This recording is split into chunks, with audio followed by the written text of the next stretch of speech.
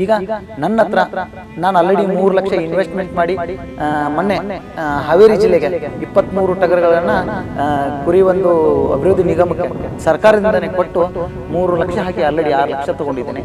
ಇವಾಗ ನನ್ನ ಹತ್ರ ಒಂದು 70 ಅಂದರೆ 68ರಿಂದ 70 ಕುರಿಗಳಿದೆ, ಮರಿ ಕುರಿ ಎಲ್ಲ ಸೇರಿ. ಸೊ ಇವತ್ತು ನನ್ನ ಆದಾಯ ಅಂತ ಒಂದು 15 ಲಕ್ಷ ಆದಾಯದಲ್ಲಿದೆ.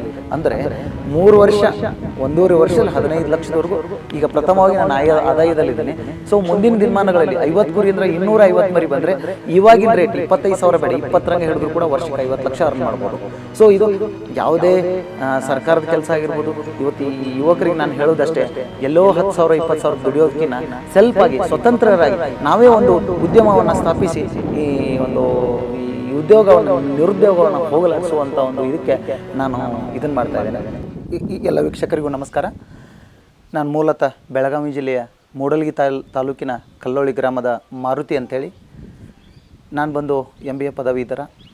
ಕಳೆದ 5 ವರ್ಷಗಳಿಂದ ಆಡು ಕುರಿ ಸಾಗಾಣಿಕೆಯಲ್ಲಿ ನನ್ನನ್ನು ನಾನು ತೊಡಗಿಸಿಕೊಂಡು, ಜೊತೆಗೆ ನಾನು MBA ಮಾಡಿ ಬೆಂಗಳೂರು ಅಂತ ಸಿಟಿಯಲ್ಲಿ 2-3 ವರ್ಷ ವರ್ಕ್ ಮಾಡಿದೆ.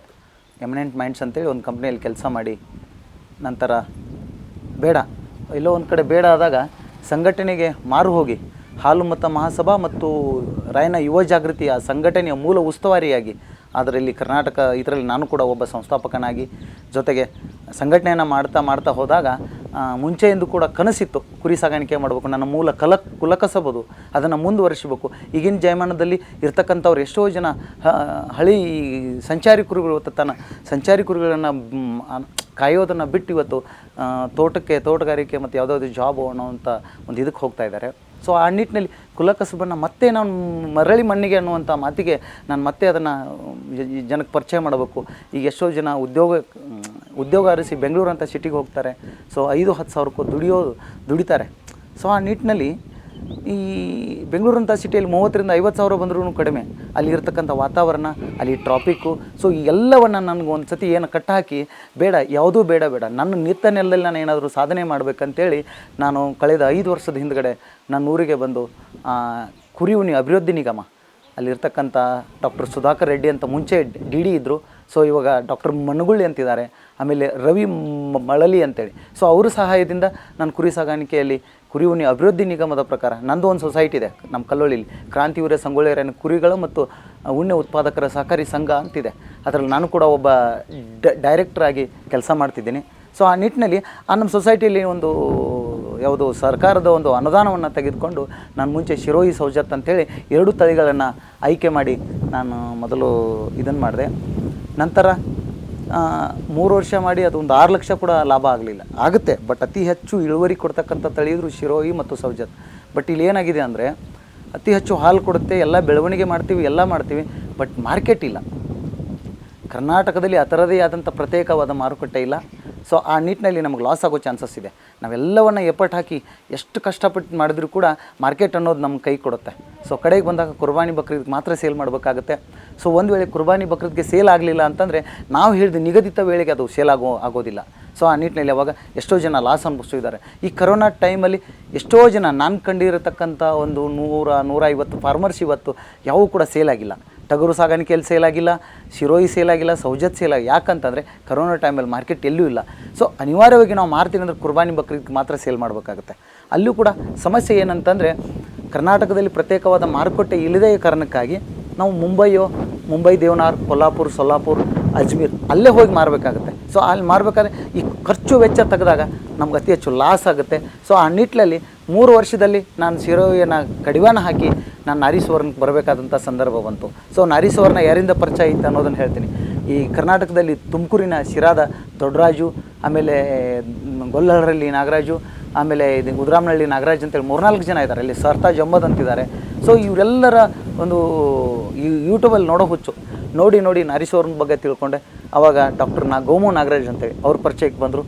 ಅವ್ರು ಬಂದಾಗ ಅವರು ಒಂದು 10 ಕುರಿನ ನನಗೆ ಪರಿಚಯ ಮಾಡಿ ನಾರೀಶ್ವರನ 10 ಕುರಿ ತೊಗೊಳ್ರಿ ಅಂತೇಳಿ ಒಂದು ಇದನ್ನು ಕೊಟ್ಟರು. ಆವಾಗ ನಾರೀಶ್ವರನ ತಂದಾಗ 10 ಕುರಿನ ಪರಿಚಯ ಮಾಡಿ 10 ಕುರಿ ಕೊಡಿಸಿದ್ರು. 10 ಕುರಿ ಮೊದಲೇ ಬಂದಾಗೆಲ್ಲ ಎಲ್ಲರೂ ಆಡ್ಕೊಂಡ್ರು. ಇವೇನು ಚಿಕ್ಕ ಮರಿ ಹಂದಿ ಥರ 3-4 ಮರಿ ಹಾಕ್ತಾವೇನು, ಅವೇನು ಇದು ಹಂಗೆ ಎಲ್ಲ ಹೀಯಾಡಿಸಿದ್ರು. ಬಟ್ ಕಡೆ ಒಂದಿನ ನನ್ನ 10 ಕುರಿ ಫಸ್ಟ್ ಟೈಮಲ್ಲಿ 22 ಮರಿ ಹಾಕ್ತು. ಆಮೇಲೆ ಸೆಕೆಂಡ್ ಟೈಮಲ್ಲಿ 10 ಕುರಿ 29 ಮರಿ ಹಾಕ್ತು. ಸೊ ಇವಾಗ 3ನೇ ಇದರ ರನ್ನಿಂಗಲ್ಲಿದ್ದೇವೆ, ಅಂದರೆ 3ನೇ ಡೆಲಿವರಿ ಆಗೋ ಇದರಲ್ಲಿ ಇದ್ದಾವೆ. ಸೊ ಇಲ್ಲಿ ಇಳುವರಿ ಯಾವ ಥರ ಅಂತಂದರೆ 10 ಕುರಿ ತಂದು 1.5 ವರ್ಷದಲ್ಲಿ ಡಿಸೆಂಬರ್ 14, 2019ಕ್ಕೆ ನಾರಿ ಸುವರ್ಣ ನನ್ನ ಮನೆಗೆ ಬಂತು. ಸೊ ಇವತ್ತು ಇನ್ನೂ ಡಿಸೆಂಬರ್ 14ಗೆ 2 ವರ್ಷ ಆಗುತ್ತೆ.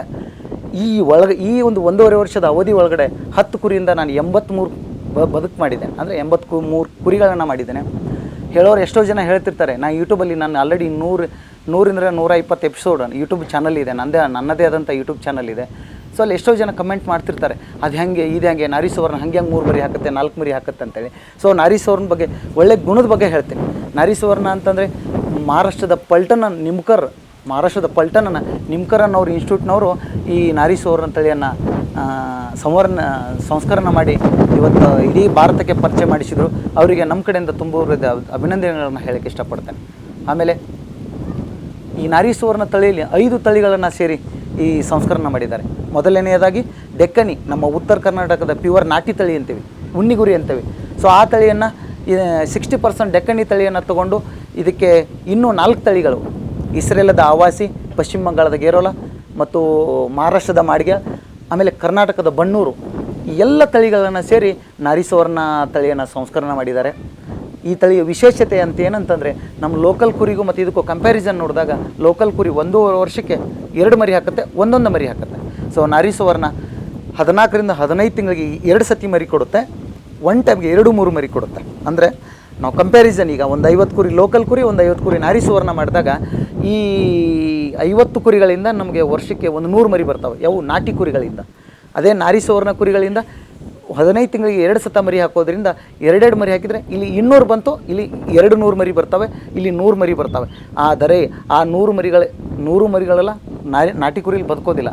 ಕಾರಣ ಇಷ್ಟೇ, ಕುರಿಗಾರರು ಏನು ಮಾಡ್ತಾರೆ, ಒಂದು ಟಗರನ್ನು ಬಿಟ್ಟರೆ 10 ವರ್ಷ ಅದನ್ನೇ ಬಿಡ್ತಾರೆ. ಸೊ ಇಲ್ಲಿ ಈ ತಾಯಿತನ ಏನಂತೀರೋ ಕರುಳು ಬಳ್ಳಿ ಸಂಬಂಧ ಅಂತ ಏನಂತೀವಲ್ಲ, ಈ ಇನ್ ಬ್ರೀಡ್ ಅಂತ ಹೇಳ್ತಾರೆ, ರಕ್ತ ಒಂದೇ ತಾಯಿ ರಕ್ತ ಇದಾಗಬಾರ್ದು ಅಂತೇಳಿ ಅವ್ರು ಏನು ತಪ್ಪು ಕೆಲಸ ಮಾಡ್ತಾರಂದರೆ, ಒಂದು ಟಗರ 10 ವರ್ಷ ಬಿಟ್ಟರೆ ತನ್ನ ಮಗಳಿಗೆ ಅದನ್ನೇ ಕ್ರಾಸ್ ಮಾಡ್ತಾರೆ, ಮೊಮ್ಮಗಳಿಗೂ ಅದನ್ನೇ ಮಾಡ್ತಾರೆ. ಅಂದರೆ ಹುಟ್ಟಿದ ಮರಿಯಿಂದ ಆ ತಂದೆಯಿಂದಲೇ ಮತ್ತೆ ಹುಟ್ಟೋ ಮರಿ ಕ್ರಾಸ್ ಮಾಡುವಂಥ, ಹೀಗಾಗಿ ಸರಿಯಾದ ವ್ಯವಸ್ಥೆ ಇಳುವರಿ ಬರೋದಿಲ್ಲ. ಸೊ ಆ ನಿಟ್ಟಿನಲ್ಲಿ ಅದನ್ನು ವರ್ಷ ಅಥವಾ 2 ವರ್ಷಕ್ಕೊಂದು ಪ್ರತಿ ಸರಿ ಕಂಪಲ್ಸರಿ ಟಗರುಗಳನ್ನ ಬದಲಾವಣೆ ಮಾಡಬೇಕಾಗತ್ತೆ. ಸೊ ಕುರಿಗಾರ ಬದಲಾವಣೆ ಮಾಡೋದಿಲ್ಲ. ಹೀಗಾಗಿ 50 ಕುರಿಯಿಂದ 1.5 ವರ್ಷಕ್ಕೆ 100 ಮರಿ ಬರ್ತಕ್ಕಂಥದ್ದು ಇಲ್ಲಿ 60ರಿಂದ 70 ಮರಿಗಳು ಮಾತ್ರ ಬರ್ತವೆ. ಈ 70 ಮರಿಗಳನ್ನು ನಾವು ಮಾರ್ಕೆಟ್ ರೇಟಲ್ಲಿ ಹೋದ್ರೆ ಒಂದು 5,000ಕ್ಕೆ ಮಾರ್ತವೆ. ಆದರೆ ಈ ನಾರಿ ಸುವರ್ಣ 50 ಕುರಿಗಳಿಂದ ನಾವೇ 200 2 ಮರಿ ಹಾಕಿದರೆ 200 ಬರುತ್ತೆ. ನಮ್ಮಲ್ಲಿ ಪ್ರತಿಶತ 10ರಲ್ಲಿ 7 ಕುರಿಗಳು 3 ಹಾಕೋದ್ರಿಂದ ನನ್ನ ಅಂದಾಜಿನ ಪ್ರಕಾರ 50 ಕುರಿಯಲ್ಲಿ 25 ಕುರಿ 3 ಹಾಕ್ತವೆ, ಇನ್ನು 25 ಕುರಿ 2 ಹಾಕ್ತವೆ, ಅದರಲ್ಲಿ ಒಂದೊಂದು ಹಾಕ್ತವೆ. ಸೊ ಹಾಗಾದಾಗ ನಾವು ಎಲ್ಲ ಅಂದಾಜು ಲೆಕ್ಕದಲ್ಲಿ ನೋಡಿದಾಗ 50 ಕುರಿಯಿಂದ 250 ಮರಿಗಳನ್ನು ವರ್ಷಕ್ಕೆ ತೊಗೋಬೋದು. ಒಂದು ವರ್ಷದಿಂದ 14ರಿಂದ 15 ತಿಂಗಳಿಗೆ ತೊಗೋತೀವಿ. ಯಾಕಂತಂದರೆ ಇಲ್ಲಿ 10 ಕುರಿಗಳು 50 ಕುರಿಗಳು 2 ಮರಿ 3 ಮರಿ ಹಾಕೋದ್ರಿಂದ ಒಂದು ಟೈಮ್ಗೆ 125 ಮರಿ, ಇನ್ನೊಂದು ಟೈಮಿಗೆ 120 ಮರಿ, ಅಂದರೆ 1.5 ವರ್ಷದಲ್ಲಿ 250 ಮರಿ ತೊಗೋತೀವಿ. ಸೊ ಅಲ್ಲಿ 70, ಅಲ್ಲಿಂದ 3 ಪಟ್ಟು ನಾವು ಇಲ್ಲಿ ಲಾಭ ತೊಗೋವಂಥ ಒಂದು ಒಳ್ಳೆ ಈ ನಾರಿ ಸುವರ್ಣಲ್ಲಿ ಒಳ್ಳೆ ಇದನ್ನು ಕಾಣ್ಬೋದು. ಹಾಂ ಹೇಳ್ತೇನೆ. ಆಮೇಲೆ ಸರ್, ನಾರಿ ಸುವರ್ಣ ಬಂದು ಕರ್ನಾಟಕದಲ್ಲಿ ಅತಿ ಹೆಚ್ಚು, ಅಂದರೆ ನಮ್ಮ ವೆದರಿಗೆ ಹೊಂದಾಣಿಕೆ ಆಗುವಂಥದ್ದು ಅತಿ ಹೆಚ್ಚು ತೂಕ ಇಳುವರಿಯನ್ನು ನಾವು ಇಲ್ಲಿ ಕಾಣ್ತೀವಿ.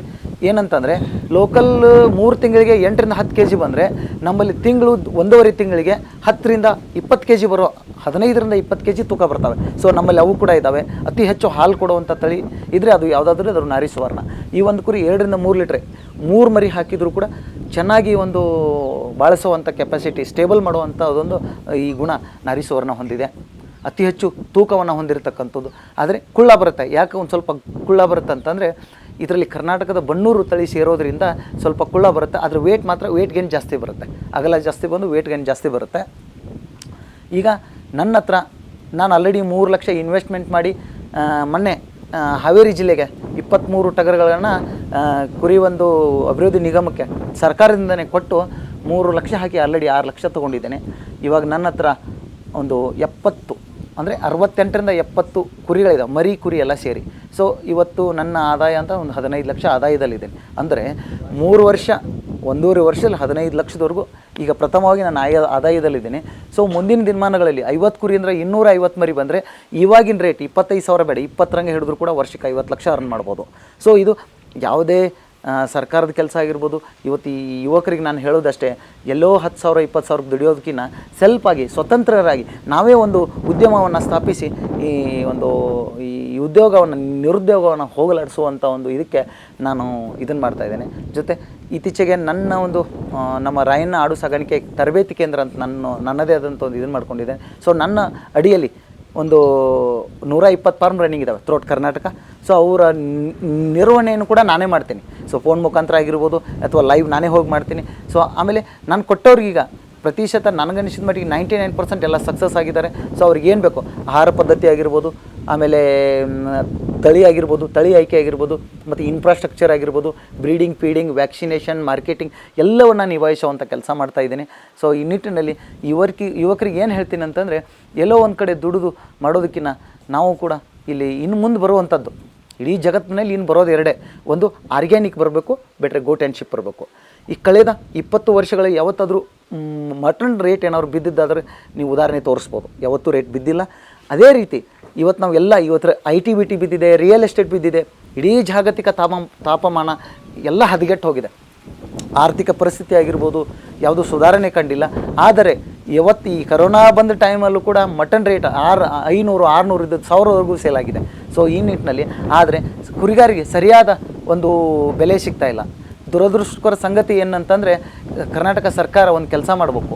ಏನಂತಂದರೆ, ತೂಕದ ಮೇಲೆ ಮಾರುಕಟ್ಟೆ ಮೇಲೆ ಒಂದು ಲೈವ್ ಸ್ಟಾಕ್ ಮಾರ್ಕೆಟ್ ಏನಂತೀವೋ ಅದನ್ನು ಸದ್ಯಕ್ಕೆ ಜಾರಿಯಲ್ಲಿ ತರಬೇಕು. ಅದರಿಂದ ನಾನು ಅನ್ನೋದು ಈ ಕುರಿ ಸಾಕಾಣಿಕೆ, ಈ ಕುರುಬ ಸಮುದಾಯ ಒಂದೇ ಅಲ್ಲ, ಇವತ್ತು ಉತ್ತರ ಕರ್ನಾಟಕದಲ್ಲಿ ಬಂದಾಗ ಪ್ರತಿಯೊಂದು ಕುಟುಂಬಕ್ಕೂ ಕೂಡ ಕುರಿ ಸಾಗಾಣಿಕೆಯನ್ನು ನಾವು ಕಂಡಿದ್ದೀವಿ, ಎಲ್ಲರೂ ಮಾಡ್ತಾರೆ. ಸೊ ಆ ನಿಟ್ಟಿನಲ್ಲಿ ನಾನು ಹೇಳೋದು, ವರ್ಷ ಪೂರ್ತಿ ಕಷ್ಟಪಟ್ಟು ಬೆಳೆದು ಕುರಿಗಾರ ಬೆಳೆಸಿರ್ಬೋದು, ರೈತ ಬೆಳೆಸಿರ್ಬೋದು, ಆದರೆ ಇಲ್ಲಿ ಸಿಗತಕ್ಕಂಥ ದಲ್ಲಾಳಿಗಳಿಂದ ಇಲ್ಲಿ ಅರ್ಧ ಕೂಡ ಲಾಭ ಸಿಗ್ತಾಯಿಲ್ಲ. ಅರ್ಧ ದಲ್ಲಾಳಿಗಳು ತಗೋತಾರೆ. ಲೈವ್ ಸ್ಟಾಕ್ ಅಂದರೆ ಜೀವಂತ ತೂಕದ ಆಧಾರದ ಮೇಲೆ ಮಾರುವಂಥದ್ದು. ಮಾರ್ಕೆಟ್ ಯಾವ ಥರ ಬರುತ್ತೆ ಅಂತಂದ್ರೆ, ಇಲ್ಲಿ ಈಗ ನಾವು ಕಟ್ ಮಾಡಿ ಮಾರೋದಕ್ಕಿಂತ ಜೀವಂತ ಕುರಿಗಳನ್ನು ತಗೊಂಡ್ಕೊಂಡು ಹೋಗಿ ಮಾರ್ಕೆಟಲ್ಲಿ ಲೈವ್ ಸ್ಟಾಕ್ ಮಾರ್ಕೆಟಿಂಗ್ ಅಂತ ಮಾಡಿ ಇದನ್ನು ಮಾಡಬೇಕು. ಈ ಜೀವಂತ ತೂಕದ ಮೇಲೆ ಏನು ತೊಗೊಂಡು ಹೋಗ್ತೀವಿ ಅಂದರೆ, ಈಗ ಮಾರ್ಕೆಟಲ್ಲಿ APMCಗಳಲ್ಲಿ ಒಂದು 20-30 ಕಾಟ ಇಡಬೇಕು. 20-30 ಕಾಟ ಇಟ್ಟು ಅವಕ್ಕೆ ಸರ್ಕಾರದಿಂದ ಈಗ APMC ಕಡೆಯಿಂದ ಒಂದು ಕುರಿಗೆ ಇಷ್ಟಿಷ್ಟು ತೂಕದ ಅಂದರೆ ಒಂದು ಟ್ಯಾಗ್ ಹಾಕ್ತಾರೆ. ಇವತ್ತು 30 kg ಬಂತ, 30 kg ಬಂದಾಗ ಇವತ್ತಿನ ಮಾರ್ಕೆಟ್, ಈ ದಿನದ ಮಾರ್ಕೆಟ್ ಏನಿದೆ, ಮಾರುಕಟ್ಟೆ ರೇಟ್ ಏನಿದೆ, ಆ ರೇಟ್ಗೆ ಅಂದಾಜು ಲೆಕ್ಕದಲ್ಲಿ ನಾವು 600 ಇದೆ ಅಂತ ತಿಳ್ಕೊಳ್ಳಿ. ಸೊ ಇಲ್ಲಿ ನಾವು ಜೀವಂತ ತೂಕ ಅಂದರೆ 500 ಕೊಡಲಿ ಪರವಾಗಿಲ್ಲ. 30 kg ಟಗರು ಮರಿ ಇದೆ ಅಂತಂದರೆ ಆ 30 kgಗೆ ನಮಗಿಲ್ಲಿ 200 ಲೆಸ್ ಮಾಡಿ ಈ ಕಟಿಂಗ್ಸ್ ಮಾಡಿ 700 ಆಗುತ್ತೆ. ಇಲ್ಲಿ 500 kg ಕೊಟ್ಟರು ನಮಗೆ ಲಾಸ್ ಇಲ್ಲ. 500 ಹಂಗೆ ಕೊಟ್ಟರು ಕೂಡ 15,000 ಸಿಗುತ್ತೆ 30 kg ಟಗರಿಗೆ. ಆದರೆ ದಲ್ಲಾಳಿಗಳಿಗೆ ಹೆಂಗೆ ಕೊಡ್ತಾರೆ ಅಂತಂದರೆ, ಆ 30 kg 15,000 ಬರ್ತಕ್ಕಂಥ ಕುರಿನ ನಮಗೆ 9ರಿಂದ 10,000ಕ್ಕೆ ಸೇಲ್ ತೊಗೊಳ್ತಾರೆ. ಸೊ ಇಲ್ಲಿ 5,000 ಲಾಸ್ ಆಗ್ತೀವಿ. ಆದರೆ ನಾನು ಕೇಳೋದು ಸರ್ಕಾರಕ್ಕೆ, ನಾನು ಮನವಿ ಮಾಡ್ಕೊಳ್ತೇನೆ, ನಮಗೆ ಕುರಿಗಾರರಿಗಾಗಿರ್ಬೋದು, ಈ ರೈತರಿಗಾಗಿರ್ಬೋದು ಸರಿಯಾದ ಒಂದು ನಾವೇನು ಜಾಸ್ತಿ ಬೆಂಬಲ ಬೆಲೆ ಕೇಳ್ತಾ ಇಲ್ಲ. ಬೆಂಬಲ ಬೆಲೆ ಇವತ್ತೆಲ್ಲ ಬೆಳೆಗಳಿಗೆ ಬೆಂಬಲ ಬೆಲೆ ಕೊಡ್ತೀರಿ, ಆದರೆ ಕುರಿಗೇನು ಬೆಂಬಲ ಬೆಲೆ ಕೊಡೋದು ಬೇಡ. ಆದರೆ ನಮಗೆ ಸರಿಯಾದ ತೂಕ ಕೊಡಿ, ನಮ್ಮ ಶ್ರಮಕ್ಕೆ ತಕ್ಕಂಥ ಪ್ರತಿಫಲಕ್ಕೆ ನಮಗೆ ಫಲ ಕೊಡಿ. ನಾವು ಕೇಳೋದಷ್ಟೇ, ದಯವಿಟ್ಟು ಸರ್ಕಾರ, ನನ್ನ ಕಡೆ ಮನವರಿಕೆ ಮಾಡ್ಕೊತೇನೆ, ಇದನ್ನೊಂದು ಸರ್ಕಾರ ಮಾಡಬೇಕು. ಸರಿಯಾದ ತೂಕದ ಮೇಲೆ ಮಾರಾಟ ಆದಾಗ ಇಲ್ಲೆಲ್ಲೂ ನಾನು ಬೆಳೆದಿದ್ದು ನನಗೆ ಎಷ್ಟು ಸಿಗ್ಬೇಕು ಅದು ಸಿಗುತ್ತೆ. ನಾನು ಎಷ್ಟು ದುಡ್ದಿರ್ತೀನಿ ಅಷ್ಟು ನಂಗೆ ತಕ್ಕ ಪ್ರತಿಫಲ ಸಿಗುತ್ತೆ. ಸೊ ಆ ನಿಟ್ಟಿನಲ್ಲಿ ಸರ್ಕಾರ ಇದನ್ನು ಮನವರಿಕೆ ಮಾಡಿ ನಾನು ಸರ್ಕಾರಕ್ಕೆ ಒಂದು ಮನವಿ ಮಾಡ್ಕೊಳ್ತೀನಿ. ಆಮೇಲೆ ಇನ್ನೊಂದು, ಎಷ್ಟೋ ಜನ ನನಗೆ ಯೂಟ್ಯೂಬಲ್ಲಿ ಆಮೇಲೆ ಲೈವ್ ಫೋನ್ ಹಚ್ಚಿ ಕೇಳ್ತಿರ್ತಾರೆ, ಸಾಲ ಸೌಲಭ್ಯ ಹೆಂಗೆ ಅಂತೇಳಿ. ಸರ್, ಈಗ ಕರ್ನಾಟಕದಲ್ಲಿ ಪ್ರತಿ ಜಿಲ್ಲೆಗಳಲ್ಲಿ ಕುರಿ ಉಣ್ಣೆ ಅಭಿವೃದ್ಧಿ ನಿಗಮದ ಕುರಿ ಉಣ್ಣೆ ಸೊಸೈಟಿಗಳಿದ್ದಾವೆ. ಸೊ ಅಲ್ಲಿ ಕೂಡ ಸರ್ಕಾರದಿಂದ ವರ್ಷಕ್ಕೆ 2-3 ಸತಿ ಸರ್ಕಾರದ ಅನುದಾನಗಳನ್ನು ಬಿಡುಗಡೆ ಮಾಡ್ತಾರೆ. ಆ ಟೈಮಲ್ಲಿ ಸಬ್ಸಿಡಿ ಸ್ಕೀಮ್ ಎಲ್ಲರಿಗೂ ಅವೈಲೇಬಲ್ ಇಲ್ಲ. ಯಾಕಂತಂದರೆ ಸರ್ಕಾರದ ಕುರಿ ಉಣ್ಣೆ ಅಭಿವೃದ್ಧಿ ನಿಗಮದಲ್ಲಿ ಅಡಿಯಲ್ಲಿ ಇರ್ತಕ್ಕಂಥ ಕುರಿ ಉಣ್ಣೆ ಸೊಸೈಟಿಗಳಿಗೆ ಮಾತ್ರ ಈ ಸಾಲ ಸೌಲಭ್ಯ, ಅಲ್ಲಿರ್ತಕ್ಕಂಥ ಷೇರುದಾರರಿಗೆ ಅಂಥವ್ರಿಗೆ ಮಾತ್ರ ಅನುಕೂಲ ಇದೆ. ಆ ನಿಟ್ಟಿನಲ್ಲಿ ಅಲ್ಲಿ ತೊಗೋಬೋದು. ಇಲ್ಲ ಅಂದರೆ ನಾನು ಕುರಿ ಸಾಗಾಣಿಕೆ ಅಥವಾ ಮೇಕೆ ಸಾಗಾಣಿಕೆ ಮಾಡುತ್ತೀನಿ ಅಂತಂದರೆ ತಮ್ಮದೇ ಆದ ಪಾನಿ ಅಥವಾ ಹೊಲದ ಉತ್ತಾರಗಳನ್ನು ತಗೊಂಡು ನೀವು ಯಾವ CA ಕಡೆ ಅಥವಾ ತಾಲೂಕಾ ವೈದ್ಯಾಧಿಕಾರಿಗೆ ಒಂದು ಪ್ರೆಸೆಪ್ಟ್ ರಿಪೋರ್ಟ್ ಅಂತ ಮಾಡಿಸಿ ನೀವು ನಿಮ್ಮ ಲೋಕಲ್ ಇರ್ತಕ್ಕಂಥ ಬ್ಯಾಂಕ್ನವ್ರಿಗೆ ಮನವೊಲಿಸಿ ಕೇಳ್ರಿ. ನಿಮ್ಮ ಟ್ರಾನ್ಸಾಕ್ಷನ್ ಹೆಂಗಿರುತ್ತೋ ಅವರ ನೀವು ಸಂಬಂಧದ ಮೇಲೆ